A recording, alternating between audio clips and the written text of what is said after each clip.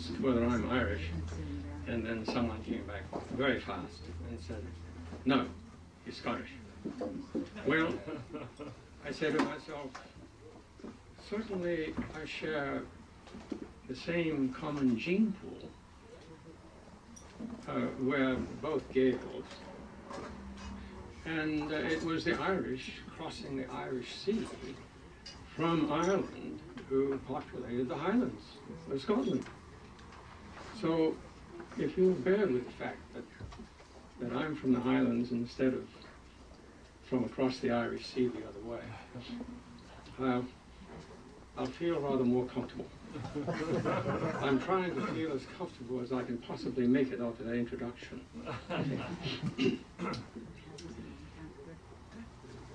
Honor Tracy, a woman very gifted, who herself, as Irish, pondered Irishness often. She wrote a book with a quintessentially Irish title. Mind you, I've said nothing. What she's going to mention here is in the line of one of the great Irish gifts, capacity to smile at oneself. So I shall read a few lines from something from her book. Once I asked a Dublin policeman to tell me the exact time. Having a reason for wanting the exact time and no other, and he replied at once, without the ghost of a smile, that the exact time was between 2 and 3.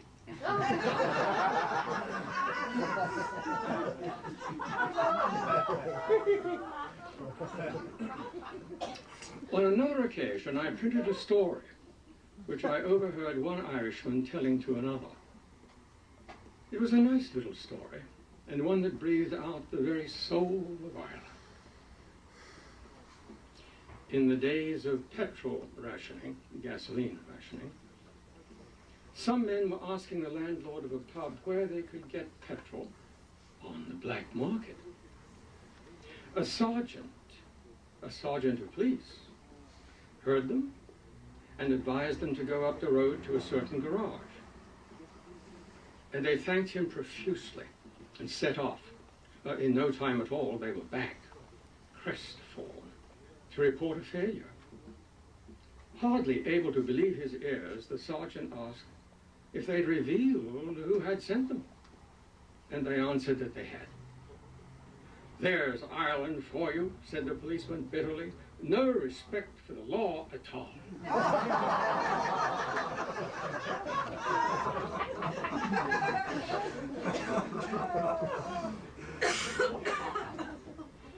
Well, there's an obverse side to all that I should like to make a few remarks on. Namely, the contemplative and the meditative side, which this blessed establishment embodies so beautifully. I sometimes think to myself that what Dennis makes available to us here, you'll have to put up with this. What Dennis makes available to us here is a sanctuary of the Word. We are living in times when the qualitative character of the Word is in decline. Names decompose into labels, labels even into numbers, so that we are in danger of losing nourishment for the soul. I sometimes wander in here to do nothing but sit. Let my eye move around where the walls are adorned with these wonderful books, and my soul is nourished. And I say to myself sometimes, you know, it must be the case that Dennis is La Jolla's secular saint. There's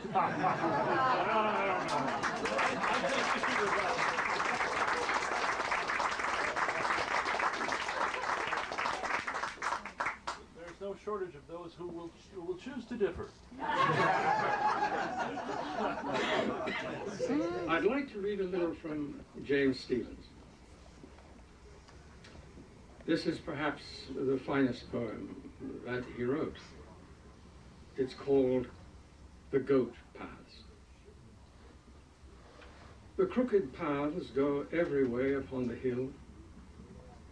They wind about through the heather, in and out of a quiet sunniness. And the goats day after day stray in sunny quietness, cropping here and cropping there as they pause and turn and pass. Now a bit of heather spray, now a mouthful of the grass. In the deeper sunniness, in the place where nothing stirs, quietly. In quietness, in the quiet of the firs, they stand a while, they dream, they lie, they stare upon the roving sky. If you approach, they run away. They will stare and stamp and bound with a sudden angry sound to the sunny quietude, to crouch again where nothing stirs. In the quiet of the firs, to crouch them down again and brood in the sunny solitude. Were I but a free one as they, I would stray away and brood. I would beat a hidden way through the quiet heather spray to a sunny solitude. And should you come, I'd run away. I would make an angry sound. I would stare and stamp and bound to the deeper quietude, to the place where nothing stirs in the quiet of the firs.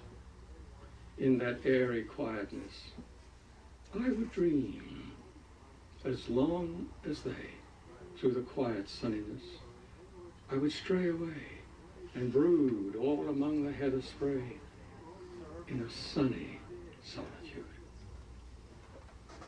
I would think until I found something I can never find, something lying on the ground in the bottom of my mind.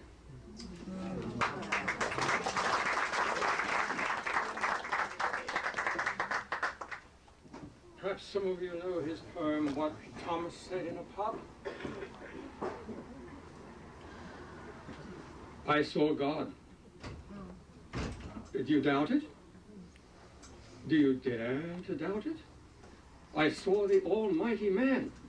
His hand was resting on a mountain, and he looked upon the world and all about it.